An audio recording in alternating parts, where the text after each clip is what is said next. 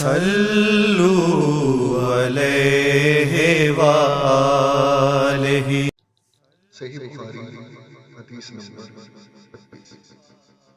ہم سے حرمی بن حفص نے بیان کیا، ان سے عبد الواحد، ان سے عمارہ، ان سے ابو زرعہ بن عمرو بن جریر، وہ کہتے ہیں میں نے ابو ہریرہ سے سنا، وہ رسول اللہ صلی اللہ علیہ وآلہ وسلم سے نقل کرتے ہیں کہ آپ صلی اللہ علیہ وآلہ وسلم نے فرمایا، جو شخص اللہ کی راہ میں یعنی جہاد کے لیے نکلا، اللہ اس کا ضامن ہوگا۔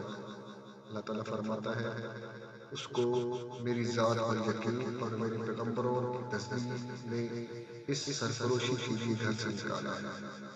میں اس بات کا ضامن ہوں کہ یا تو اس کو واپس کر دوں ثواب اور مال و غنیمت کے ساتھ، یا شہید ہونے کے بعد جنت میں داخل کر دوں۔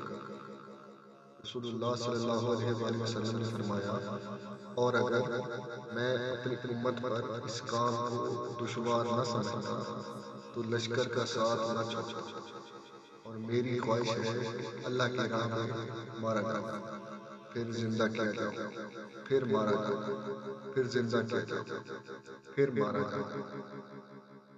صلو علیہ وآلہ۔